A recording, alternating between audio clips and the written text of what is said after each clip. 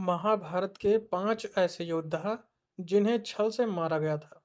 आखिर इन योद्धाओं को छल से मारने की आवश्यकता क्यों पड़ी? क्या सीधे अर्जुन उन्हें नहीं मार सकते थे? या भीम की गदा में उतनी शक्ति नहीं थी? या फिर उन योद्धाओं से पांचों पांडवों समेत श्री कृष्ण भी डरते थे? मिलेंगे इन सभी सवालों के जवाब। बने रहिए वीडियो के लास्ट तक। आप देख रहे हैं हमारा यूट्यूब चैनल गुप्त ज्ञान, जहां होती हैं ज्ञान की बातें। तो चलिए वीडियो को शुरू करते हैं। दोस्तों, हमारे ग्रंथ में महाभारत की युद्ध को धर्म और अधर्म के बीच लड़ा गया एक महान युद्ध बताया गया है। इस युद्ध में करोड़ों योद्धाओं ने अपनी जान गंवाई थी।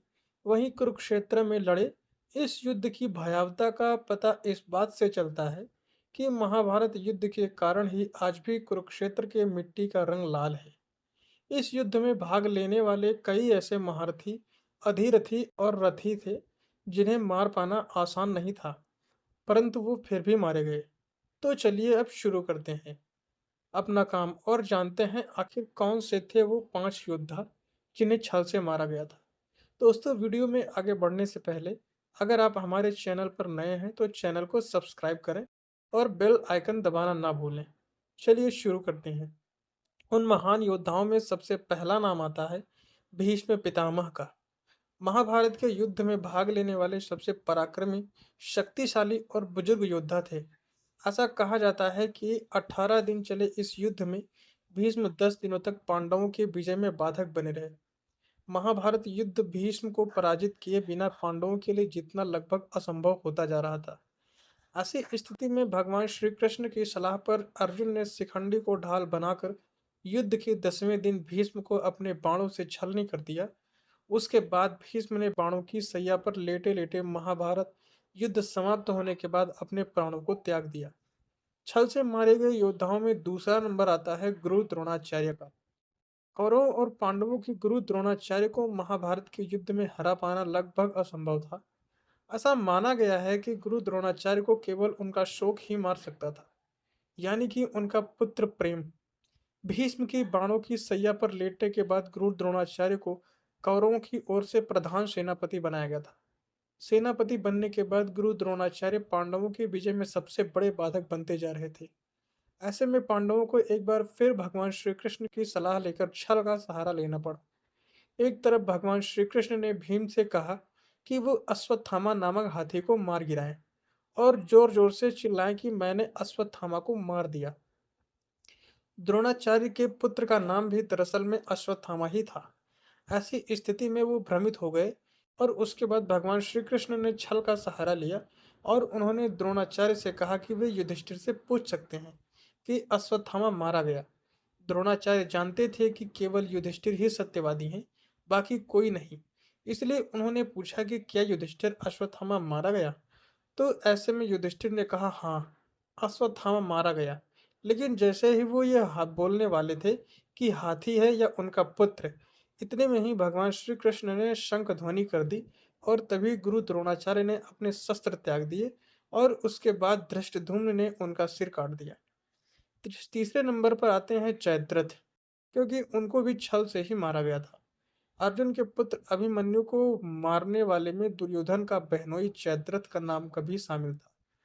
जयद्रथ को अपने पुत्र का हत्यारा मानकर अर्जुन ने प्रतिज्ञा ली कि अगले दिन सूर्यास्त होने से पहले जयद्रथ को नहीं मारा तो आत्मदाह कर लूंगा।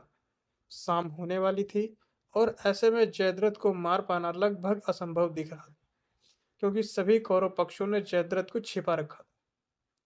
ऐसे में भगवान श्री कृष्ण ने अपनी माया से सुदर्शन चक्र की सहायता लेकर सूर्य को ढक दिया, जिससे चारों ओर अंधकार छा गया। ये देखकर जयद्रथ समेत कौरवों ने समझा कि शाम हो गई और वो खुशी के मारे जयद्रथ अर्जुन के सामने आ गया। उसके बाद भगवान श्री कृष्ण की माया से आसमान में फिर से सूर्य की किरणें दिखने लगी और कृष्ण का इशारा मिलते ही अर्जुन ने पाशुपतास्त्र से जयद्रथ का वध कर दिया। चौथे योद्धा हैं अंगराज कर्ण, जिन्हें सूर्य पुत्र और दानवीर कर्ण के नाम से भी जाना जाता है। कहते हैं कि अंगराज कर्ण को सीधे तौर पर पराजित करना अर्जुन के बस की बात नहीं थी। ऐसे में जब युद्ध करते समय कर्ण के रथ का पहिया जमीन में धंस गया और वो अपने रथ का पहिया निकालने लगा, तब भगवान श्री कृष्ण ने अर्जुन से कहा कि यही वो मौका है जब तुम अंगराज कर्ण का वध कर सकते हो।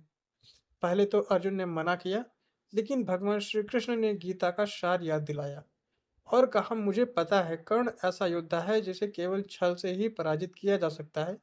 ऐसे में मौका देखकर अर्जुन ने भगवान श्री कृष्ण की बात मानी और अंगराज कर्ण का वध कर दिया। महाभारत युद्ध के अंतिम और पांचवा योद्धा दुर्योधन था। उसका वध भी पांडवों ने छल पूर्वक ही किया था। महाभारत युद्ध के अंतिम दिन भीम और दुर्योधन में गदा युद्ध हुआ। इस युद्ध में गदा का प्रहार कमर के ऊपर करने का नियम था, लेकिन भीम ने भगवान श्री कृष्ण के संकेत पर दुर्योधन के कमर के नीचे वार करना शुरू कर दिया। दरअसल इसके पीछे का रहस्य यह है कि भगवान श्री कृष्ण का ही छल कपट नीति का ही एक हिस्सा था। दरअसल दुर्योधन की माता गांधारी को यह वचन प्राप्त हुआ था कि वो अपनी शक्ति का इस्तेमाल कर सकती हैं। ऐसे में नेत्रहीन गांधारी ने अपने आंखों की पट्टी खोल दुर्योधन के शरीर को वज्र को बनाना चाहा, लेकिन भगवान श्री कृष्ण ने दुर्योधन को शर्मिंदा किया कि तुम नग्न अवस्था में अपनी माता के सामने कैसे जा सकते हो। ऐसे में दुर्योधन केले के पत्ते लपेट कर गया और उस वज्र से उसकी जांग का हिस्सा और मुख्य अंग वज्र का नहीं हो पाया। भगवान श्री कृष्ण के युद्ध के दौरान संकेत मिलते ही भीम ने उसकी जांग को तोड़ दिया, जिस वजह से दुर्योधन गंभीर रूप से घायल हो गया और इस तरह से छल पूर्वक दुर्योधन का भी वध कर दिया गया। तो यही थी वो 5 महारथी जिन्हें छल द्वारा महाभारत के युद्ध में मारा गया था। दोस्तों, आपकी इस बारे में क्या राय है? हमें कमेंट के माध्यम से ज़रूर बताएं। और इस वीडियो का पार्ट 2 देखना चाहते हैं तो कमेंट बॉक्स में पार्ट 2 ज़रूर लिखिए। और वीडियो पसंद आई हो तो लाइक करें